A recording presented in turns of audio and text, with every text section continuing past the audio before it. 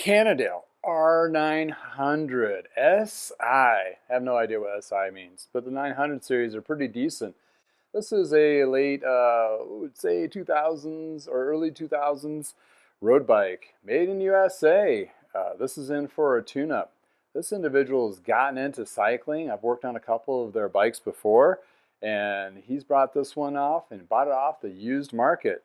The used market in your neck of woods may have gems like this. This is not a question, it's a diamond in the rough. It is a diamond. Hey, get yourself a nice used road bike, add a couple bits to it and a nice tune-up, keep it under 500 bucks, and boom, you got yourself a stellar ride. Let's review what's going to have to go into this bike to get it up to speed and conform to what this particular rider is looking for and wanting to do with this particular bike after this.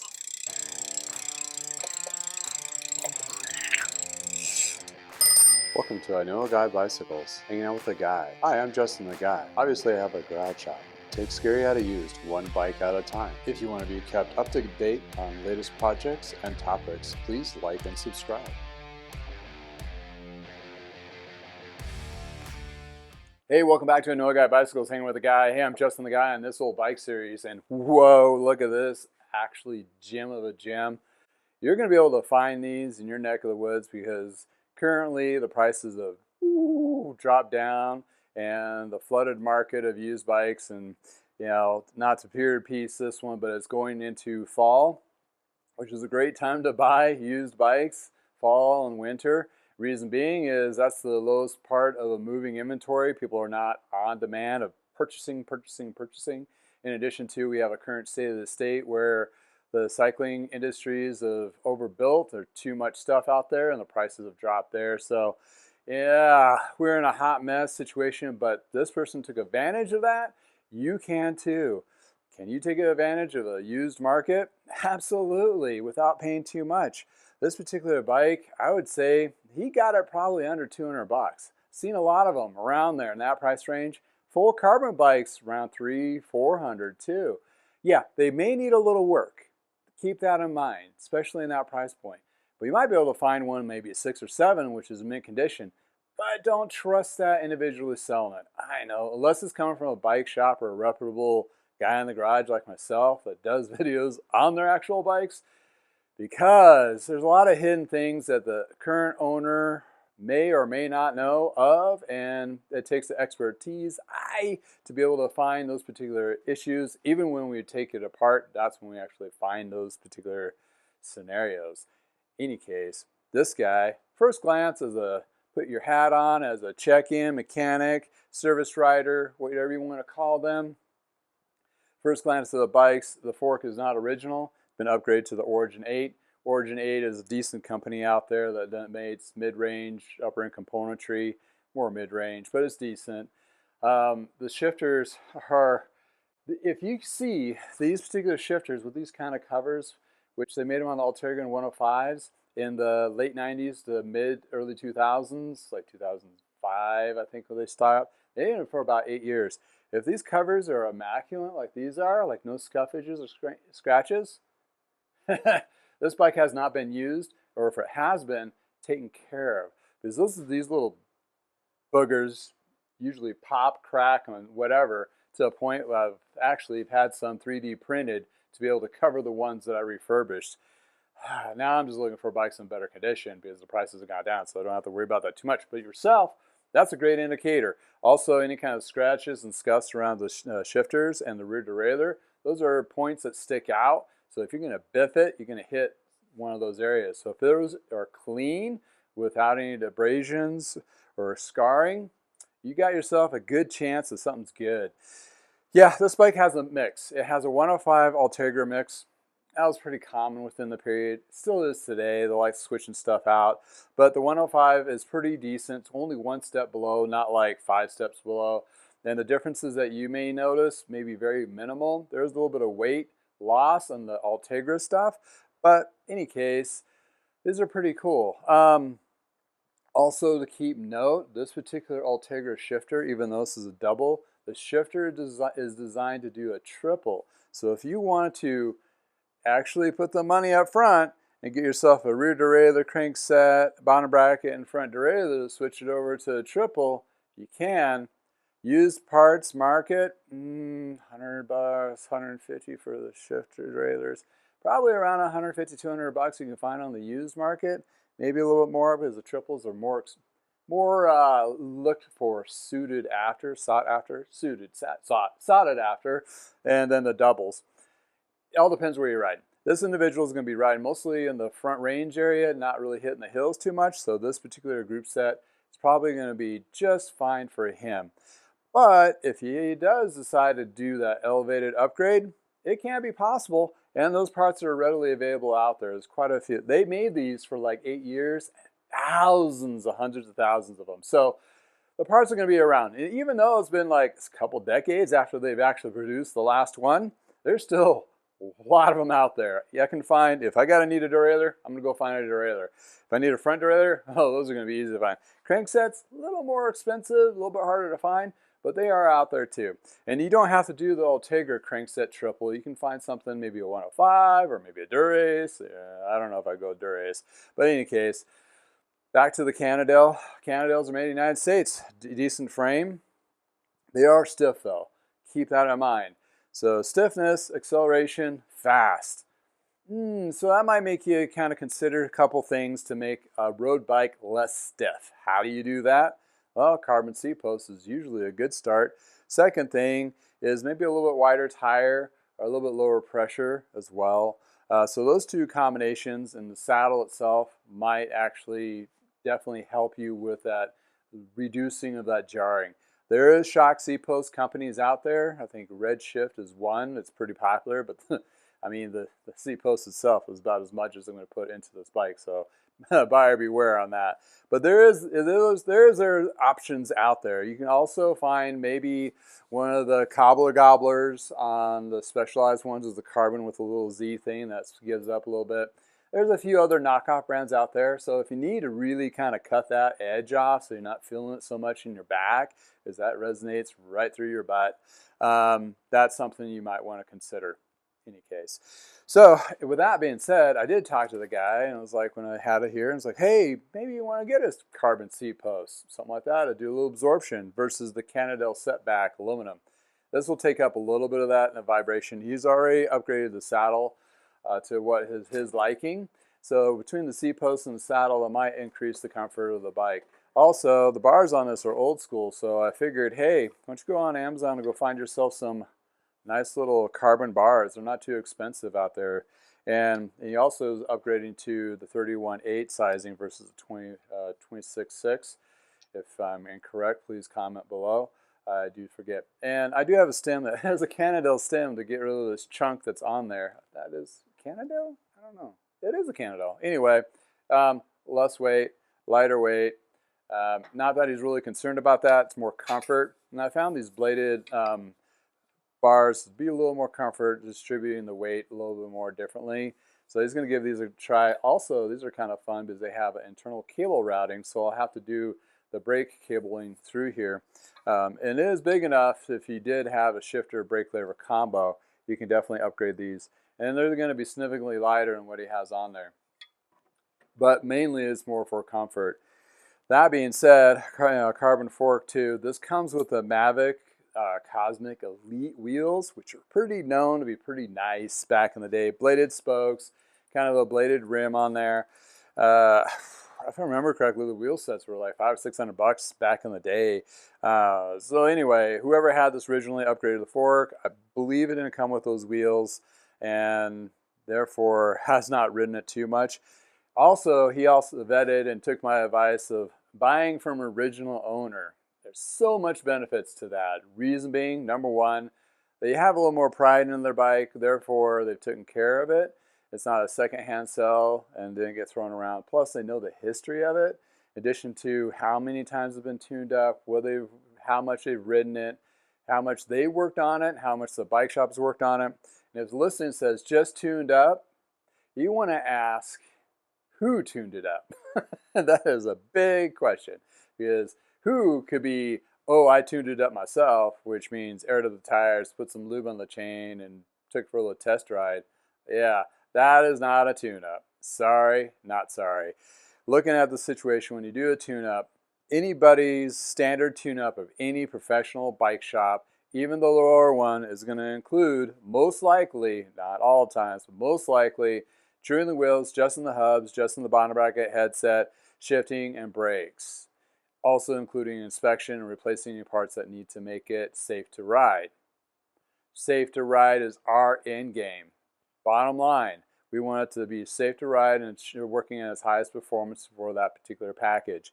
If the customer ups the package to replacing cables, drivetrain clean, all those things, that elevates the price. If they just said they had it freshly tuned, ask for a receipt. See what kind it is. Vet that bike shop. What is in your standard tune-up? You can probably find it on their website and go, oh, this is what they did to it. If that is not what has been done to the bike, also people have horrible memory. They may not remember when that tune-up was done. Oh, it was done last spring. Well, that was 3 years ago last spring. I know, I'm getting older and time just starts spooling. Before you know it, this video will hit and be like, oh, I remember when I worked on that bike. Ah, pretty blue. In any case, little sticky stuff on the actual frame.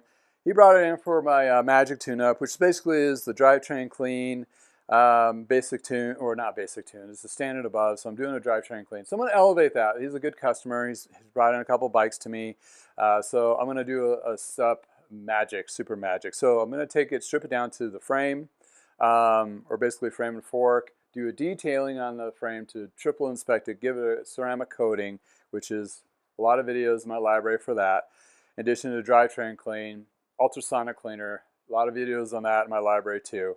And also cables and replacement and what needs to be replaced. Some of the cables housing look okay, but I might do the cleanup swap. Plus these shifters over time, even though they look immaculate, that original Shimano grease, that's fluorescent green stuff, will harden. And when that hardens, it really manipulates that pawl system and keeps it from shifting very well. So you can take these shifters, put it in the ultrasonic cleaner at temperature, a little bit higher. I do mine around about 45 to 50 Celsius.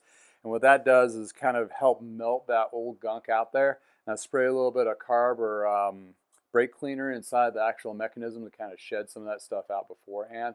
I only cook it for about 5 minutes, and that usually breaks it up. And when you run it under hot water after you do the ultrasonic cleaner, you run through the cycle of shifting, it'll flush out all that gunk stuff.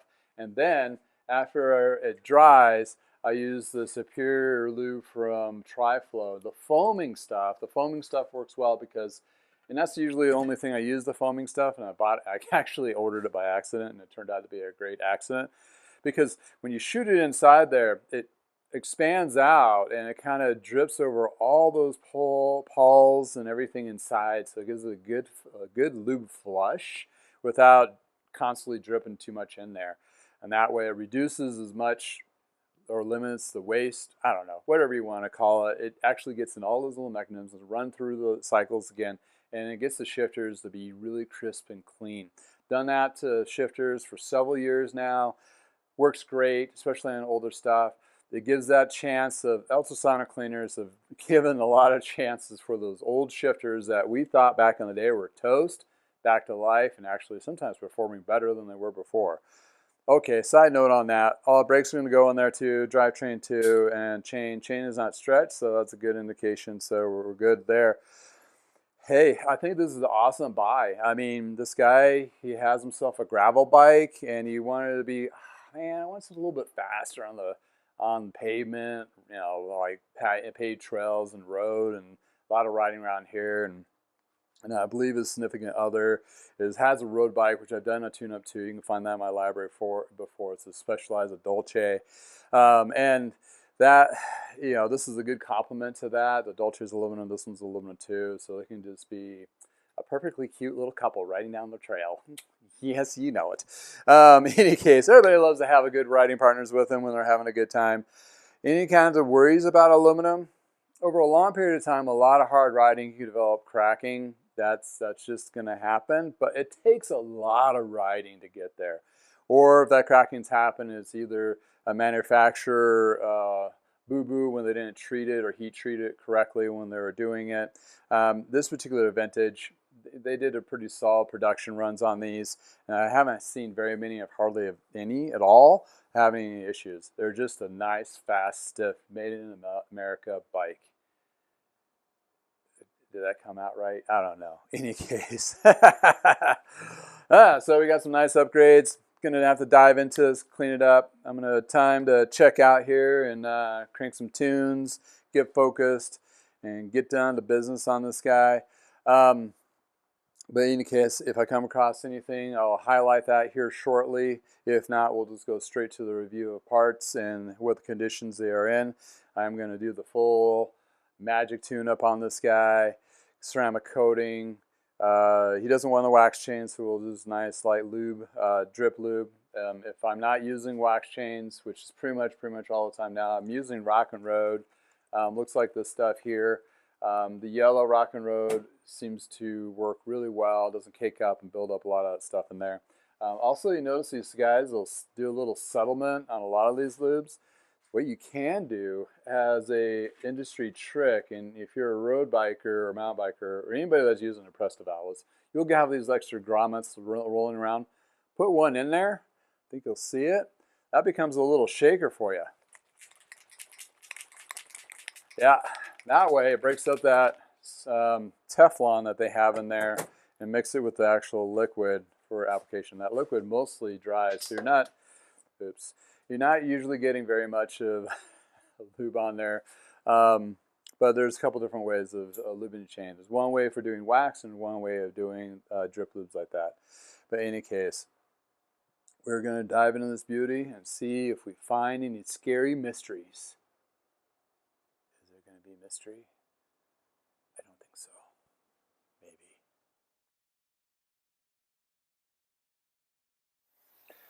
Welcome, special edition. Yeah, you know, every mechanic loves new tools, but I got myself an old tool. The vintage is this oldness, just as old as me. Well, probably not as old as me, but it comes in this little package. Let me show you my phallic tool. What is this thing? Yeah, y'all young little whippersnappers out there, you do not know what the hell the Park tool extension. Oh man, this needs to be cleaned up. We'll review that to clean this tool up. But see, imagine where this goes. Where am I going to insert this? I'll show you in a second. This Park tool was pretty popular in the 90s. Yeah, this is the correct direction that you want to use this tool. You're going to shove it in something. Well, for me and what I do for refurbishing bikes, I found the last couple of years, you got gunk here. It's dirty. It's just dirty. I don't like it. So what I decided to do is get the old school tool. These are no longer in service. Decommissioned. Had to buy it used. You'll find a couple on eBay, ridiculously priced, and this one is still ridiculously priced, but not as much. The idea is you can take your seat post out. Did they cut that?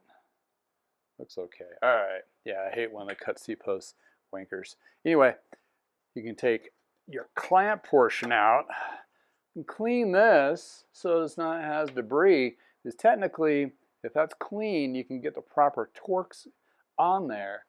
And then what this does for me is enables me to clean all the way up underneath the collar. How, you say? This is how. Slide this little bad boy in there like so and do a little twisty until it engages. Okay, I thought to myself, instead of spending $100 on a used tool, I would make my own, and it was a failure. I took a whack-a-mole stick from a Piata, and it did not work whatsoever. So went to go professional. Obviously, you don't want to tighten this too much because it does do pressure in the cavity here, but it does multiple size C-posts, so you don't have to be stuck to one. And what that does, check it out, enables me to clamp the frame without having a clamp to the C-post. So this way I can actually work in this all around areas, cleaning it and clean those parts in the ultrasonic cleaner, clean that C-post in the sink or ultrasonic cleaner if I want to take it completely apart, and therefore we have a complete clean bike. Careful though, don't put too much weight on this. It could slide out, but this gives you that extra clamp. Great little tool. They have a couple different newer versions which fits in and clamps up here, puts the frame down further. Couldn't find a good used one within my budget. This one still has 80 bucks-ish or something like that. I've seen them on about 100. Some will come with this, look newer. Really don't need much newer. And it has like this forky clamp thing to hold the handlebars straight so you don't ding it. It's kind of a goofy little thing. I think those are discontinued too for a reason. These, well, people don't do this kind of stuff anymore. That's why this tool is obsolete to a lot of people's eyes. But not this mechanic. I'm bringing back those old tools. I'll be featuring some other ones when I acquire them. But this is the cool little park tool. If you can find one, if you need to do this kind of stuff, it comes in super handy. Also, if you're doing frame painting, this is a must-have. That way you could tape this off, but yet you can still get around most of it, and then you can just worry about the other parts. In any case, back to your original program, just wanted to feature this little tool and give a little insights of where and how I came about this new phallic tool from Parks, old school, aged.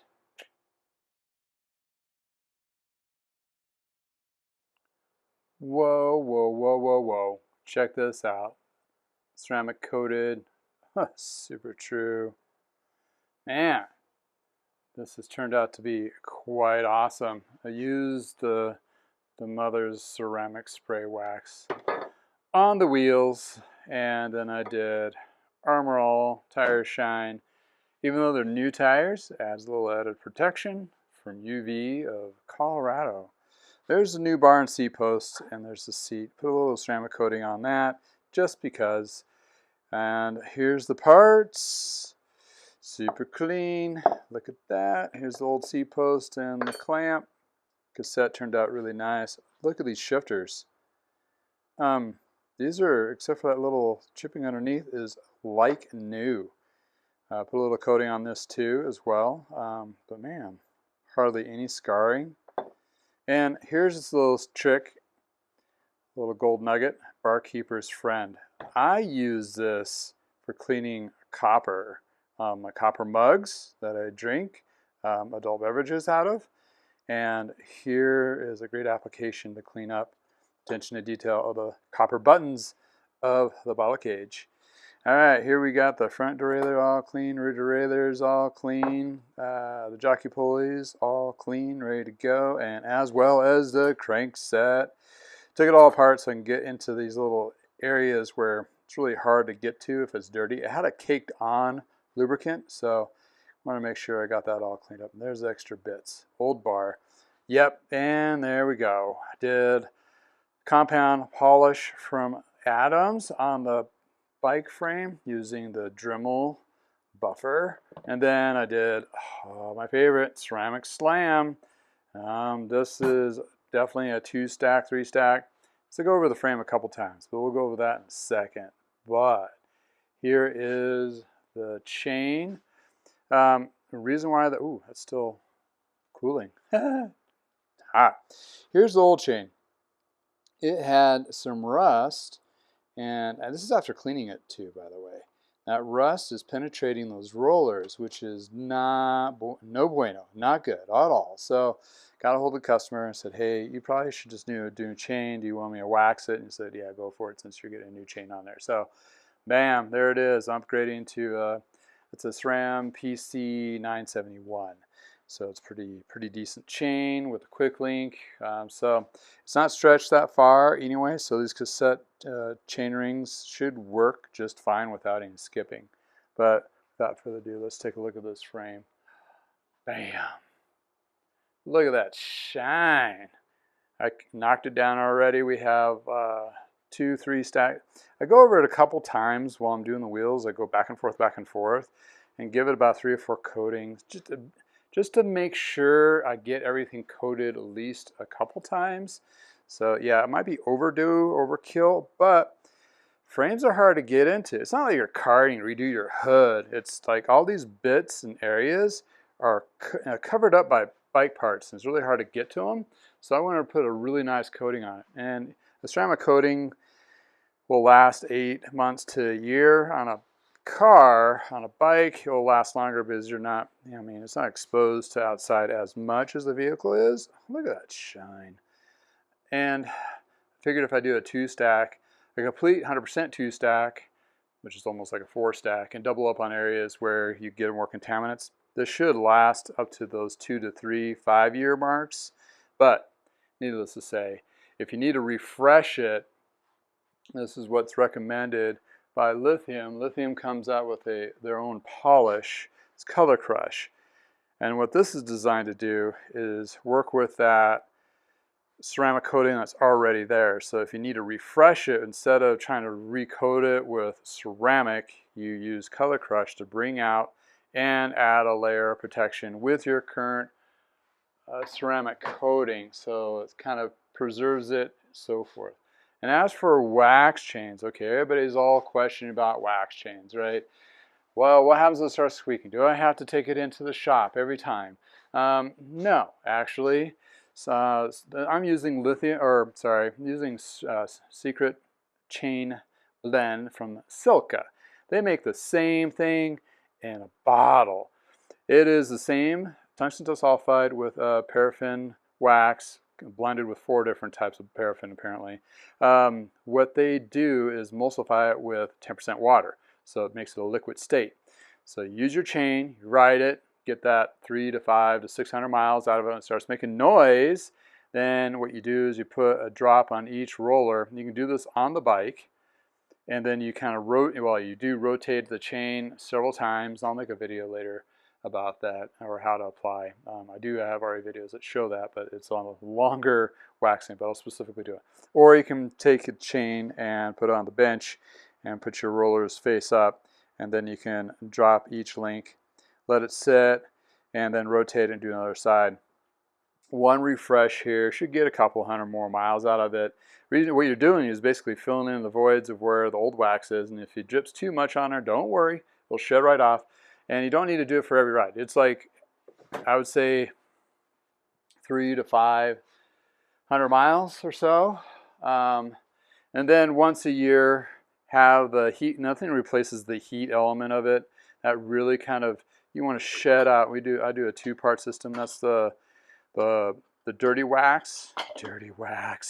And then once you redo that, then you could refresh it with clean wax. And basically what I do is I rotate and I skim off the old stuff where the settlement is. So that's my little process. But hey, this bike is going to be immaculate. There's the rear wheel. Should feature that too. Cosmic Elite. I mean, come on. Hubs are super good. Rim wheel too. Rim surface has not really have a concave to it, which means it has less use. What that means is less use. You can tell here, brake surface, it gets burred down. Basically, it comes into like a shape like this versus flat. And that's when you can kind of look at the actual rim and notice if it's been used a lot or not. But this is in really good shape. With that wax coating on there, it'll save the decals too, all that. So, all right. Let's review after I get this all reassembled. New cables and housing, and put it all together. This is going to be a day 2 project, so you'll see me in a different shirt, I'm sure. In any case, yeah, check this out.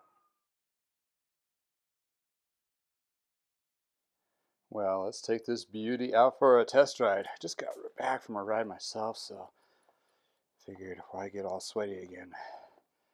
All right, let's review this CAAD5 R900si from Cannondale. Look at that beautiful blue in the sun. Ceramic coating is just shining like no other. Yeah, let's take this for a quick spin and see how it feels. All right. Wow, these bars are pretty aggressive. I put the bar hoods all the way up to the top of the markings. So it is kind of like put down. May have to roll them up for the customer, but we'll see what he feels like. But I'm going to go through each one of these gears because it's wax and needs to break free. Take it easy and light polite, which is okay with me right now, as I'm just kind of chilling after my ride. This will be my cool down ride, I guess, for a test ride.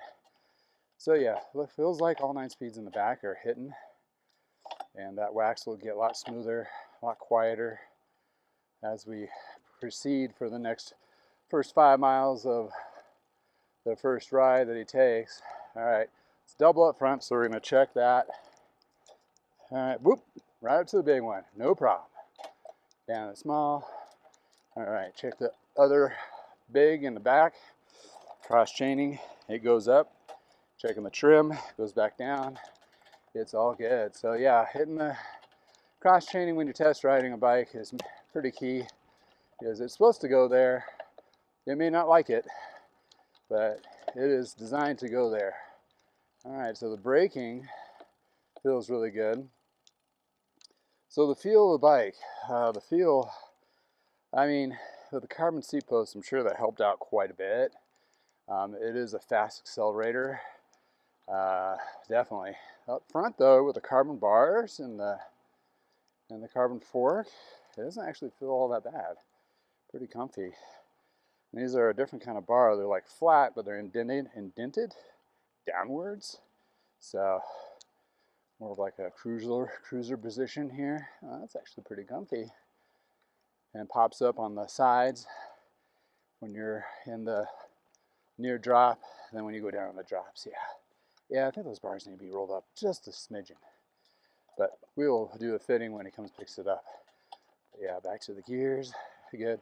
I added these little adjusters. They weren't on there before. Reason being is Cannondale doesn't have adjusters on the down tube on this model, so having that ability to do cable adjusting while you're riding is huge, especially for the front derailleur if you need to. And if there's no barrel adjuster for that, that's no bueno.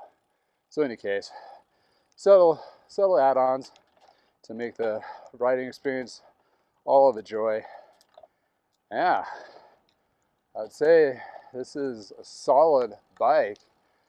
I believe even with all these little upgrades, it's still under 500 into it, which is pretty amazing for a used bike. And my goodness, this bike frame has hardly any scratches or chips, just a few here and there, barely, and everything else I buffed out. Looks amazing in the sun with that ceramic coating. Super slick. Parts cleaned up really well with that wax chain. The new chain is going to be super smooth. Did upgrade those bars. I replaced the stacks with carbon stacks to, you know, matchy, make it look nice for them. There you go, with Cosmic Elite wheels from Mavic, however you want to say it. Well, there you go. That's one hell of a ride. Be interesting to see what he thinks after a couple rides. Is it the bike for him, everything he was hoping and wanting and expecting, or is it not? Yeah, he's coming from the getting into it in the gravel world, so he's getting on the road, so we'll see. In any case, thanks for hanging out with me and checking out this Cannondale R900si CAAD5 made in the United States road bike. And again, if you have a bike like this or anything like that, please put a comment below. It is a community. It makes you to make this community, so thank you for joining us and continuing to do so. I'll put information I have in the description below in addition to. But before you go, check out these beautiful pictures in the sun. Man, what a gem.